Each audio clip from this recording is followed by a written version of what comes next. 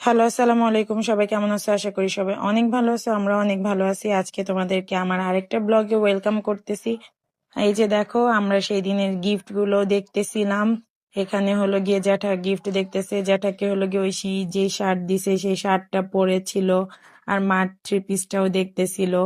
আর এখানে জ্যাঠা অনেক ইমোশনালও হয়ে গেছে। এই দেখো, জ্যাঠা আবার কান্না করতেছে, ঐশীকে জড়ায় ধরে সে অনেক কান্না করতেছিল। আসলে হলো গিয়ে কি বলবো, এখানে কিছুই বলার নাই। এই মোমেন্ট গুলোতে আসলে কিছু বলারও থাকে না। তো যাই হোক, আমাদের সবার জন্য তোমরা অনেক দোয়া করবা। এরপরে আমাকে জড়াই ধরে অনেক সময় কান্না করছে, কিন্তু আমি আর সেগুলো ভিডিও করি নাই। আর এই দেখো, এইবার হলো গিয়ে আমরা কত বড় একটা পাতিলায় আমার বড় আপু খিচুড়ি রান্না করতেছিল। আর এই পাশে হলো গিয়ে আমার মেজো বোন এরাও চলে আসছিল, ছোট ভাইয়ারাও। এই যে আমার ভাস্তাটা, ওরা সবাই চলে আসছিল। আর সবাই হলো গিয়ে দাওয়াতের একদিন আগেই আসবে, এটাই সবার সাথে কথা ছিল।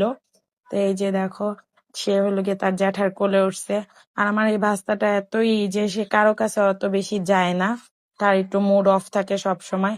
আর এই ফাঁক দিয়ে হলো গিয়ে ফুপি ফুপা আর আমার আম্মুও চলে আসছিল। আর সবচেয়ে মজার বিষয় কি জানো, ফুপি ফুপা আর আম্মুর না আজকে আসার কথাই ছিল না, তারাও হুট করে চলে আসছে। আর এই পাশে হলো গিয়ে আমার ছেলে, দেখো, ও হলো গিয়ে মার মোবাইল নিয়ে, বড় মার মোবাইল নিয়ে এখানে গজল শুনতেছিল, নাইচা নাইচা। তো এটা দেখে সবাই আমরা অনেক মজা পাইতেছিলাম। আর এই পাশে হলো গিয়ে মেজো আপু আবার হলো গিয়ে জ্যাঠার ইন্টারভিউ নিতেছিল যে 50 বছর পূর্তি উপলক্ষে আপনার কেমন লাগতেছে। তো আমার অনুভূতি আমার অনেক ভালো লাগতেছে। আমার 50 বছরের আমার এই খুশি আমার ছেলে মেয়েরা আনছে আল্লাহ রহমতে। আমি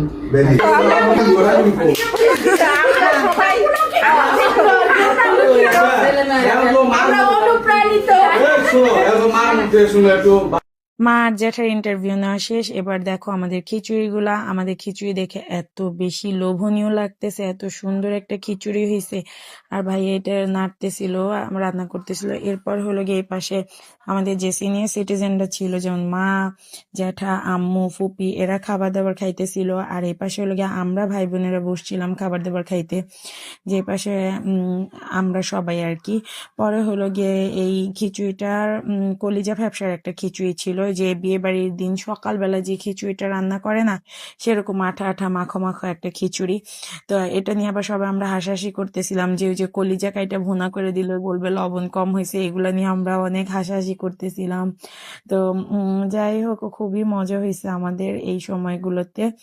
তো হলো গিয়ে এই পাশে আবার বড় আম্মুকে আবার আম্মু হলো গিয়ে তার গিফটটা দিতেছিল, কারণ গিফটটা ঐশীর কাছে আম্মু পাঠাই দিছিল। কিন্তু তারপর বড় আম্মু বলতেছে, তুই